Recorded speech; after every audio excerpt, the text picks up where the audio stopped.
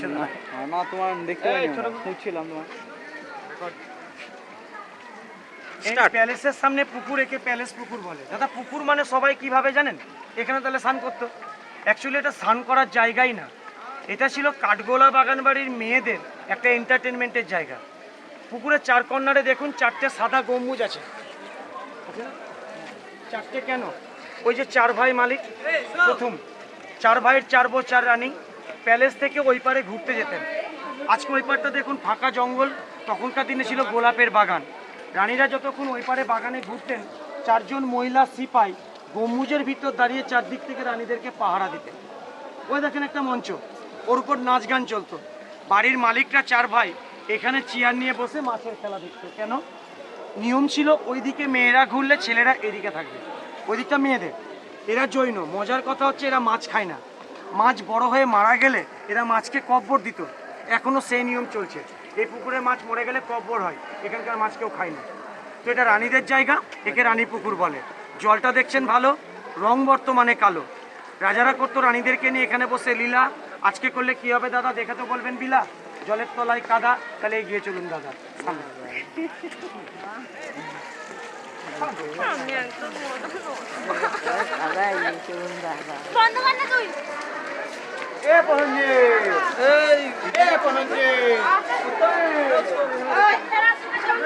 কেন?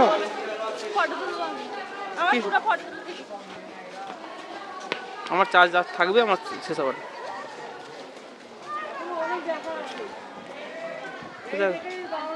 নিকো পার্কের মতো সিস্টেম করেছে, যেটা দেখবো ওটাতে গিয়ে আবার টিকিট।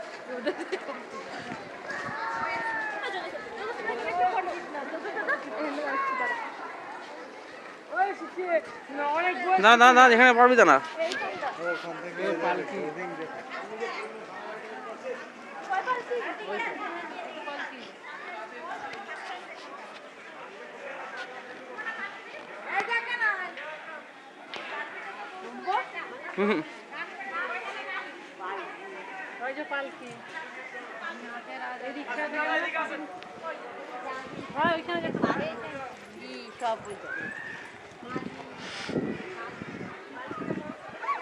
সবাই এখানে একটু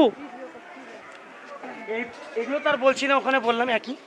এই প্যালেসে যারা গেস্ট হিসাবে আসতেন, তখনকার দিনে ওই বিল্ডিংটা ছিল কাঠগোলার গেস্ট হাউস, ওইখানে থাকতেন। অনলি গেস্ট মহিলাদের জন্য সামনের ঘরটা ছিল স্নানাগার। কিন্তু দাদা জানেন, উপরে তো প্রচুর লোক, মেয়েরা কখন স্নান করতে এলো, স্নান করে কখন ফিরে গেল, এটা কেউ দেখতে পেত না। কারণ রাস্তাটা আছে গেস্ট হাউস থেকে স্নানাগার মাটির তলা দিয়ে। কিন্তু বর্তমান দিনে দাঁড়িয়ে এই স্নানাগার এখন অফিস হয়ে গেছে। আর উল্টো দিকের লম্বা ঘরটা ছিল তখনকার রান্নাঘর, এটা এখন রেস্টুরেন্ট। মেন কথাটা কি জানেন দাদা? 30 টাকা করে টিকিট কেটেছেন, কাঠগোলা বাগান বাড়িতে এসেছেন। কাঠগোলা বাগান ছিল 200 বছর আগে একটা এন্টারটেনমেন্টের জায়গা। Disco, cinema hall, night club এগুলো তো তখন ছিল না। এবারই মালিকরা ছিল জৈন বিজনেসম্যান। এরা 260 বিঘার এলাকা এত সুন্দরভাবে সাজিয়েছিলেন যে এখানে নবাব জমিদারকে ইংরেজকে আমন্ত্রণ করে ডেকে আনতেন। সুরাপান করিয়ে, নাচ দেখিয়ে, ঘুরিয়ে, খুশি করে ওদের ভ্যাট থেকে ব্যবসার ছাড়পত্র আর সুযোগগুলোকে আদায় করতেন। তাহলে বিজনেসে এরা নাম্বার 1। এই রাস্তা ছিল পাথর বসানো, কারেন্ট ছিল না। আগে এগুলোতে গ্যাস লাইট জ্বলতো। দাদা কারেন্ট না থাকলে মোটর থাকবে না, ফোয়ারা চলতো হ্যান্ড পাম্পে। চারিদিকে ছিল গোলাপের বাগান। তো নবাবরা আসতো, পাথরের রাস্তা দিয়ে হাঁটতো। পাথর দাদা উঠে গেছে, আসছে না আপনারা, হাঁটলে পড়ছে মাটি। নাচমহল দেখার জন্য চলুন সামনে হাঁটি। চলে আসুন হাঁটতে হাঁটতে।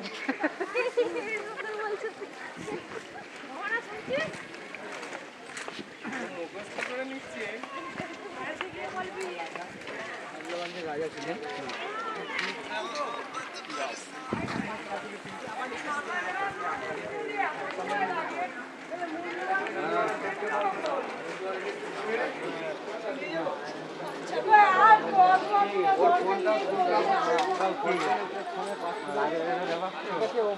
মুড়িও খেতে চাইলে আর গেটে লক করা আছে। আরে এরপরে হাজারদুয়ার দেখতে পাবো না, এখানে কটা বাজে ঠিক আছে? ডিকিতে চাবি দিয়ে যাই না, প্রথমে ডিকিতে কি করে? তিনটে জায়গা দেখলি ডিকিতে চাবি না দিয়ে থাকে, তারা ডিকিটা খুলে একটা জল নিয়ে নেয়। আর যদি না পায় মানে মোটর থেকে ওই ডামটা জল ভরে যা, বল মিনারেল ওয়াটার বলে খাই দিকে যা। হ্যাঁ আরে যেই খাক, যদি ওই লোকটা না থাকে, যদি চাবি দেওয়া থাকে, তুই জলটা পাবি কি করে? ওর ফোনটা সুইচ অফ, আমি অনেকক্ষণ ধরে ফোন করছি, মুড়িও খেতে যায়নি ও।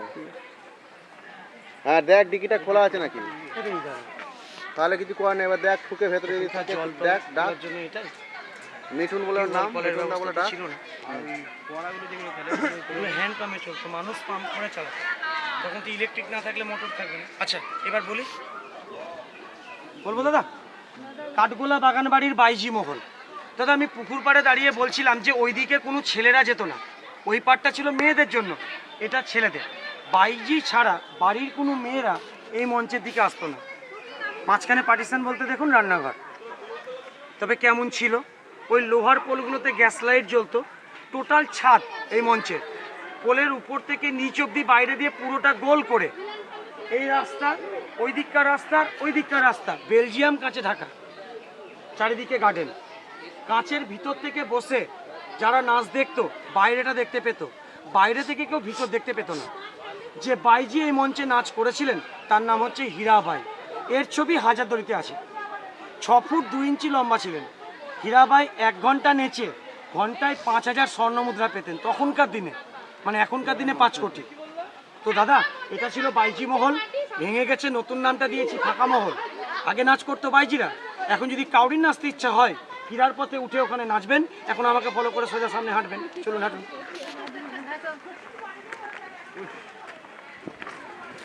অ্যাকচুয়ালি 200 বছর আগের ইদারা, এখান থেকে জল তুলে হতো কাঠগোলার রান্না। জল কিন্তু আছে, পেটে পড়লে শুরু হবে কান্না, হসপিটাল কনফার্ম, জল বিষ হয়ে গেছে।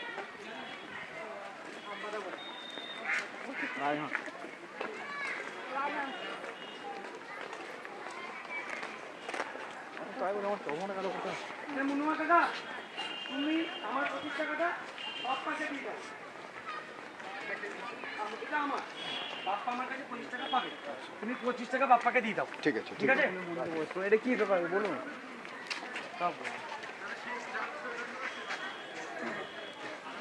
দাদা আমরা বাঙালিরা বলি না গুরুদেবের বাড়ি, কিন্তু এ বাড়ির মালিকরা তো বাঙালি না, এরা তো জৈন।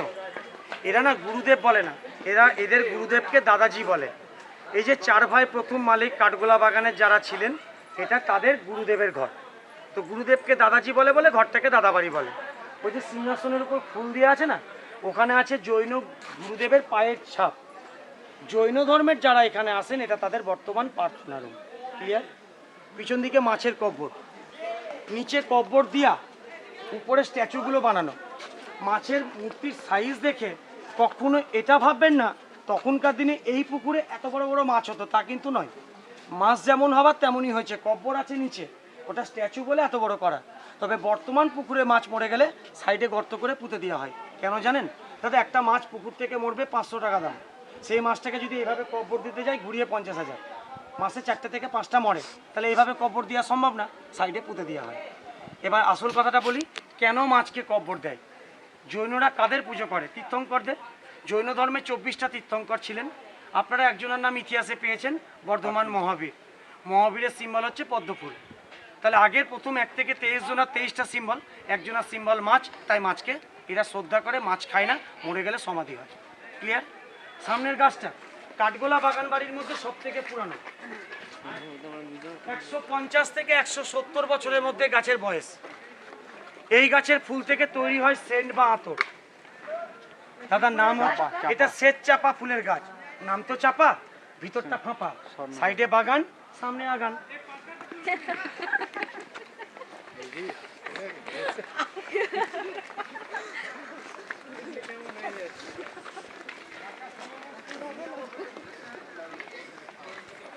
স্ট্যাচুর উপর দাঁড়াবেন না।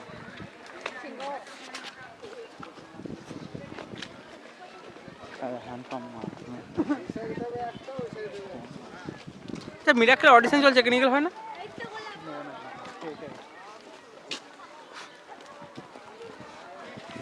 এই যে গোলাপ গোলাপ বাগান না, গোলাপ লাগছে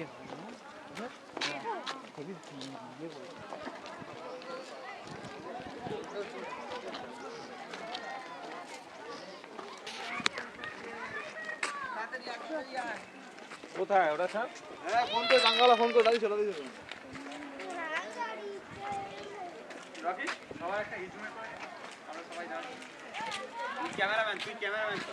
আচ্ছা লাস্ট কথাটা শুনে নেন, এখান থেকে ছবিগুলো তুলবেন। এটা জৈন মন্দির। মন্দিরের ভিতরে আপনারা যাবেন, যদি যেতে চান তাহলে জুতো খুলতেই হবে। অনুরোধ হচ্ছে এটাই, ভিতরে ছবি তুলতে দেয় না। ভিতর থেকে বেরিয়ে সামনে থেকে ছবি তুলতে শুরু করবেন। এখান থেকে ছবি তুলে দাদা যে রাস্তা দিয়ে আমার সঙ্গে এলেন, এখান থেকেই ছবি তুলতে তুলতে তুলতে বেরোবেন। এই পর্যন্ত হচ্ছে আমাদের বলার। এর ভিতরে আদিনাথ, পরেশনাথ, বর্ধমান মহাবীরের মূর্তি আছে। তবে কাঠগোলা বাগানবাড়ি 260 বিঘা, 4 ভাগ করলে দাদা 1 ভাগ এলেন। একদম প্রথম গেট থেকে এই মন্দির, মন্দিরের পর থেকে 3 ভাগ এরিয়া আরও শুরু। তাহলে 1 ভাগ যদি এত দূর আসে, 3 ভাগ কত দূর যাবে বুঝতেই পারছেন। তাহলে টোটাল 4 ভাগ 260 তো বিশাল। এত বড় সম্পত্তির দলিল যদি একজনের নামে থাকে, জায়গাটা তো ভেস্ট হবে। তাই এরা জৈন, এটাকে উপর থেকে জৈন ট্রাস্টি বোর্ড দেখভাল করে। বর্তমান মালিকের নাম সঞ্জয় সিং দুগ্গা, কলকাতা ভবানীপুরে থাকেন। তিনি প্রথম 4 ভাইয়ের 10ম বংশধর। তিনি এখানে মাসে 4 বার আসেন। আপনারা যে টিকিট কেটে ঢুকেছেন, ওই টিকিটের পয়সায় এখানকার মেনটেনেন্স, স্টাফের মাইনা পে হয়। এটা প্রাইভেট, এটা সরকারি জায়গা না। ঠিক আছে, কাঠগোলা বাগানবাড়ি। এই পর্যন্ত দাদা আমাদের গাইড।